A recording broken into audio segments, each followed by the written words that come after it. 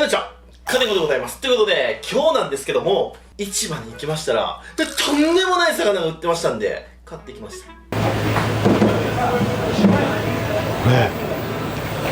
あった。新子キロ4万円。これ買ってこう。佐賀。千葉とか静岡とかいっぱい行ってますけど、もうあと1週間ぐらいで終わりですかね。まだあります。長崎系はもうちょっと来るかな。よし、じゃあまだもらおう。はい、これがね、本当に変態チックな魚なんですわ。これ去年買えなかったんですよね。去年少なかったかなんかで、今年はなんかねちょこちょこ見るんですよね。今年は割と本当去年が少なかったんで、ね、去年めっちゃ少なかったんですよ、去年が。やっと食える。これが帰ろう。よいしょ。新子っていうことでね、それではこちらをさばいていく。はい、ありがとうございまして、本日の食材がこちら。新子っていうことでね、今年もこの時期がやってきましたよ。新子。去年がめっちゃ少なかったんですよ。で、市場に並ばなかったんです。もう本当に限られたお寿司屋さんしか取り扱えないぐらいの量でした。で、今年はなんか市場行くとね、いっぱいあるんですよ。結構ね、豊漁らしいですよ。で、この魚、今日初めて僕の動画で知った方、値段でびっくりしましたよね。市場でキロ4万円ってついてましたよ。で、今回も 240g、単価4万円ということで、9600円です。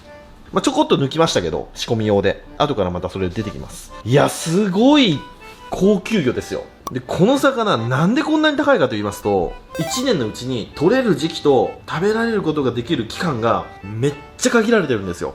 1年で3週間ぐらいしかこの魚は食べることができないと言われてます。まあ、その時期がだいたい6月の下旬、梅雨終わりぐらいから、まあ、8月頃までと言われてます。でも3週間以上あるじゃんって思う方いると思いますが、やっぱりこの期間にずっと取れるわけではありませんので、まあ、だいたい市場にたくさん出回るのはまあ3週間ぐらいと言われておりますね。で、今年は結構ずっと出てます。当たり年かもしれませんね。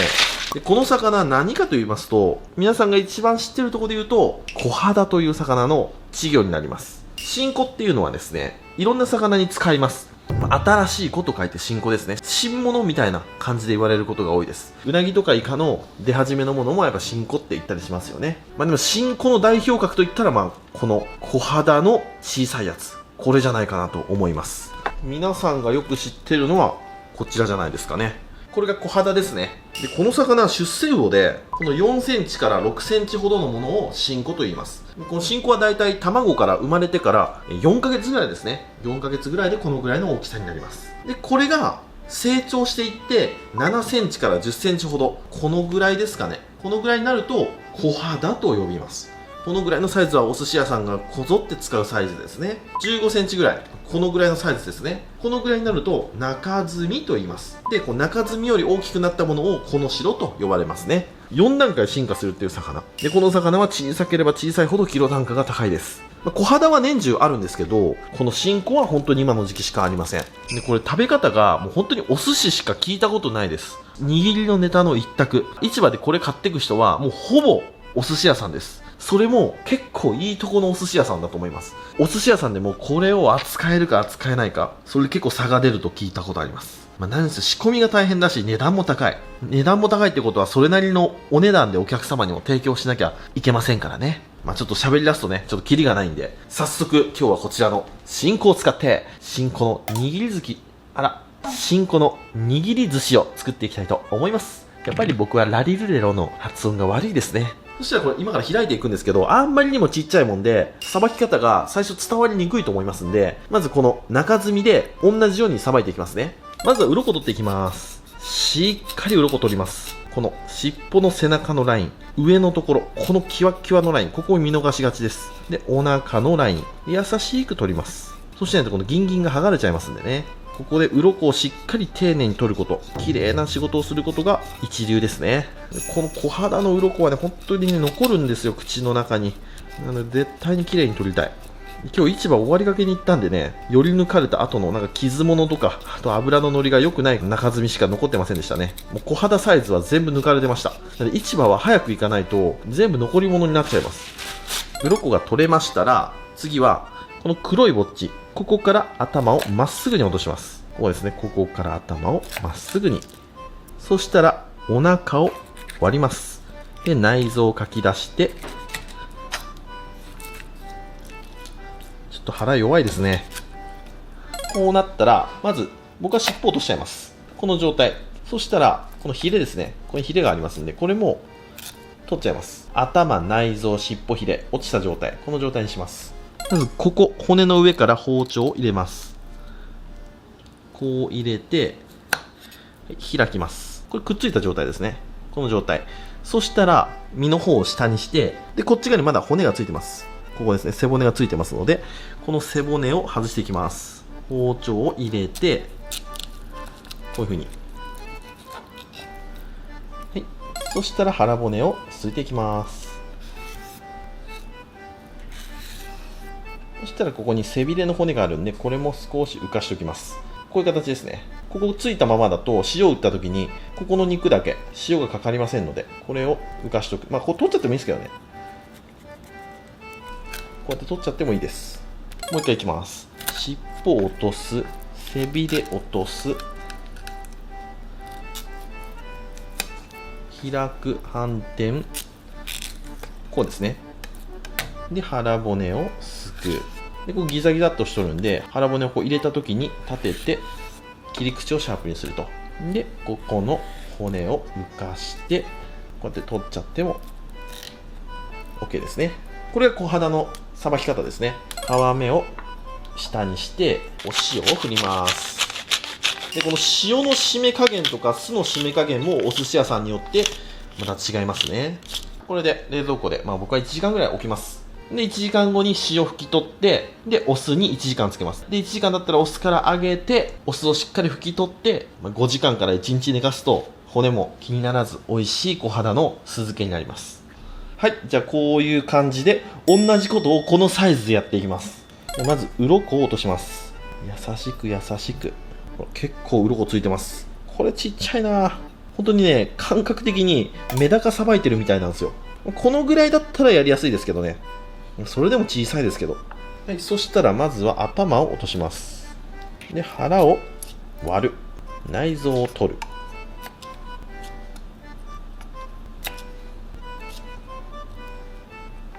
そしたら、ヒレを落として、尻尾も落とすと。人差し指1本を優しく添えて、小出刃を骨の上に置いて、滑らす。で、開く。こういう形ですね。反転させて、もう一回人差し指を置く。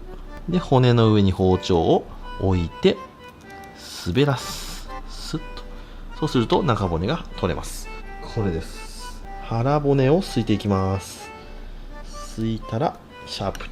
腹骨をすいて、立てて、切り口をシャープ。で、この真ん中の骨も、できれば取りたい。ここですね。よっと。新子の仕込みの完成ですね。これをね、量産していくのが本当に大変なんです。で、小さい魚なんで、傷みが早いです。なので、もう、もたもた作業してると、鮮度がどんどん悪くなります。で、素早い作業も求められる。もうまさに職人技。これとかも超ちっちゃい。もうこれなんて多分4センチもないと思いますんで、新子のそのさらに下のものですね、これは。よいしょ。はい、じゃあこんな感じでどんどん作っていきます。終わった。はい、このように開き終わりました。いやー、長かった。でも楽しい。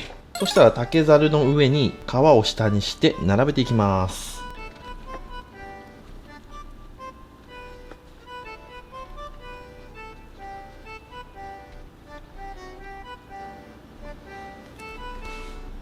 そしたらここにお塩をうっすら引いていきます。これで大体5分から10分ぐらい。身がちょっと透き通ってきて、塩が少し入ったなと思うぐらいで OK です。その間に酢の用意しましょう。鉄のボウルとかだとなんか金気が移っちゃう気がするんで、こういう陶器とかガラスの入れ物にお好きなお酢を、今日は富士酢を使います。お砂糖とかは一切入れません。もう傷で締めていきたいなと。だんだんもうこうしてる間に汗かいてきましたね。塩打ちは身の方だけでいいと思います。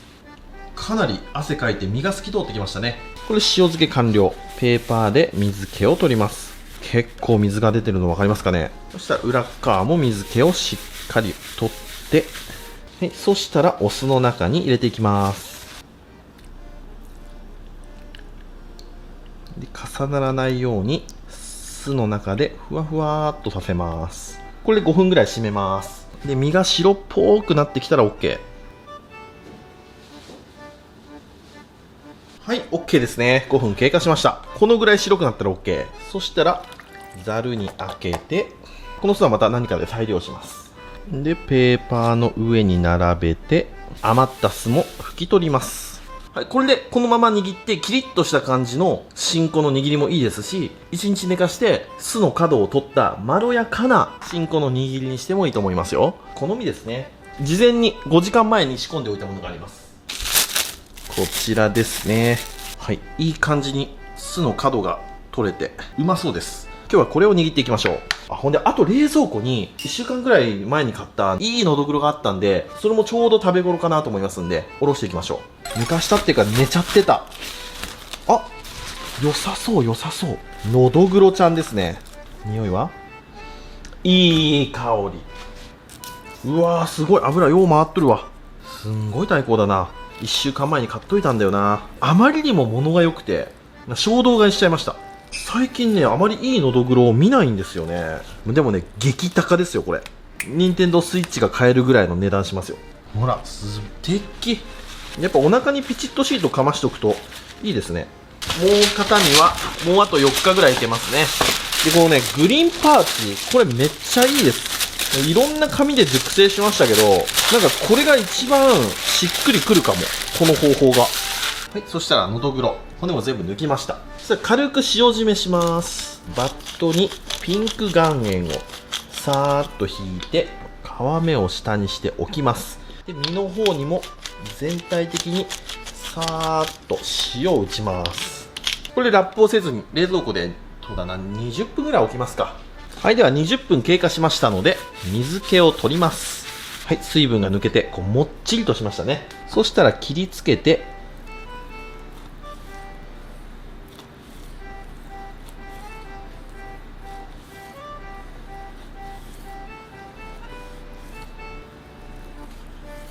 炙っていきます。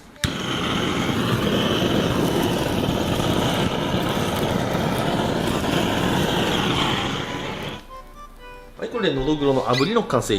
そしたら酢飯を作っていきましょうか。今日は赤シャリでいきますよ。土鍋炊きのお米、あったかいうちにお酢を染み込ませるのポイントなんですよね。じゃないとね米の中にお酢が入ってくれないんですよね。はい、これ赤酢2合に対して 60cc ですね。今日はお砂糖小さじ1杯でお塩を小さじの半分ぐらい入れてます。でさーっとかけてでなじませていきます。米一粒一粒に赤酢をまとわすイメージ。この白いとこがなくなるまできれいに混ぜていきます。このシャリもね今日の撮影うまくいったなっていう日もあればね、うわ今日全然ダメだったなって日があるんですよね。日によって同じ分量とかでも全然違うのができちゃったりすることあるんですよ。これってなんでですか？今日はなんか成功な予感がする。ちょっと味見いただきます。うわーうまい。めっちゃ上手にできた。お米の炊き方もいいですね。お米は研いで洗って冷水に15分つけて30分ぐらい水を切りました。でお米の炊く分量はちょっと水少なめ。これで炊きました。上手にできた。これはうまいぞ。酢飯の完成ですね。上出来です。最高の仕上がり。さあでは握っていきましょうか。わさびをすります。でわさびも僕急いでガーっていつもやってたんですけど、焦らずこのぐらいのスピードでゆっくりおろしてあげるとすごくクリーミーなね美味しいわさびになります。このテンポでこの円を描いてすってあげるとうまい。全然違うんですよ。ほらなんかすごくこうとろみがあるの分かりませんか？これがねうまいんだよな。最高のすりおろし加減。自家製の赤酢で作ったガリですね。お皿にのっけときます。では握っていきます。手酢をつけて、今日のネタこちらですね。本ミル貝も1個いいのがありましたんで本ミルも買っちゃいました。これね大好きなんですよ。2秒だけさーっと湯通ししました。2秒湯通ししてすぐ冷水ですね。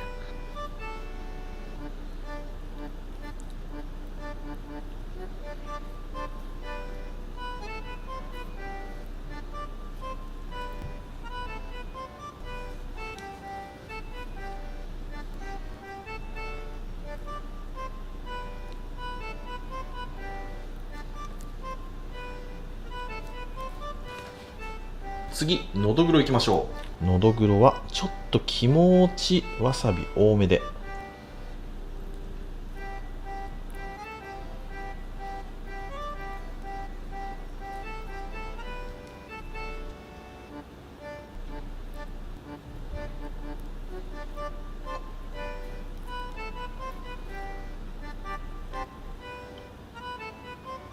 ではいよいよ進行いきましょう。何枚つけるかですよね。4枚いきますか。いや、もう1枚いこう。贅沢5枚漬け。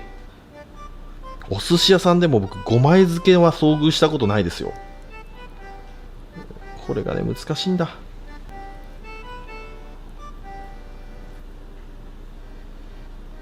ね、5枚は乗らないな。上においで乗せますか。こういう感じで。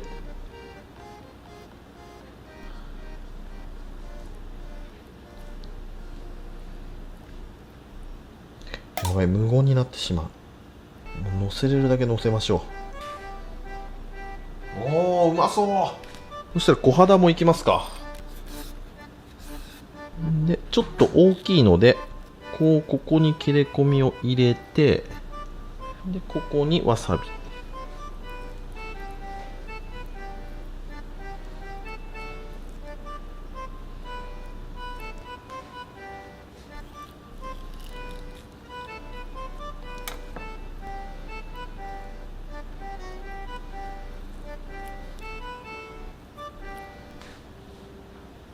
はい、これでお寿司の盛り合わせの完成。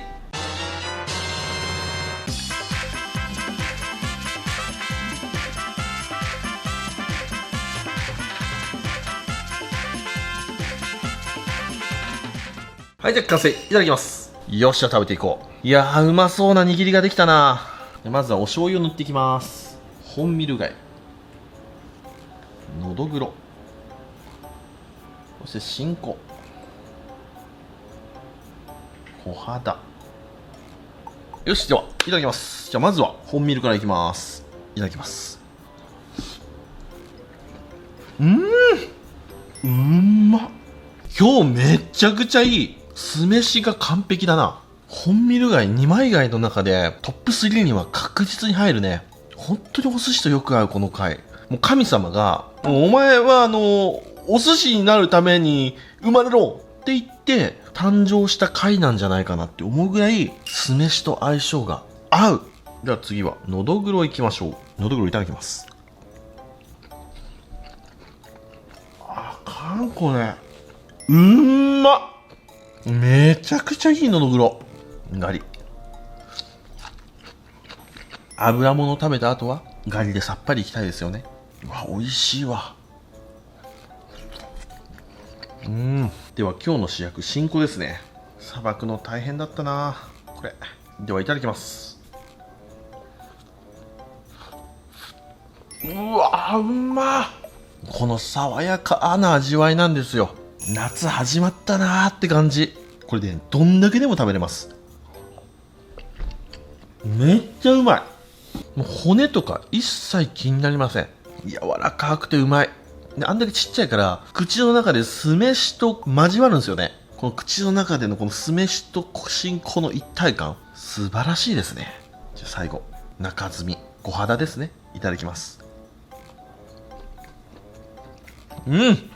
いつも食べるやつ。すっきりしててうまい。あ、そうだ。今日ね、もう一個ね、皆さんに見したいものがあるんですよ。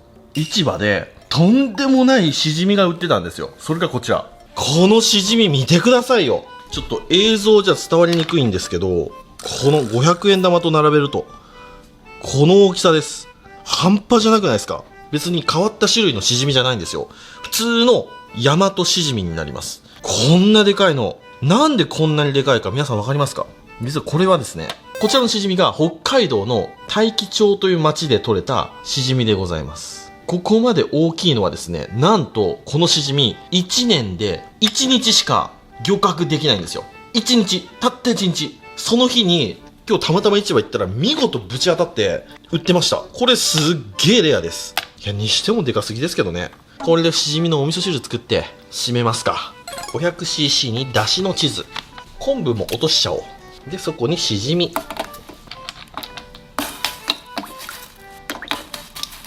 これきれいに洗ってあります。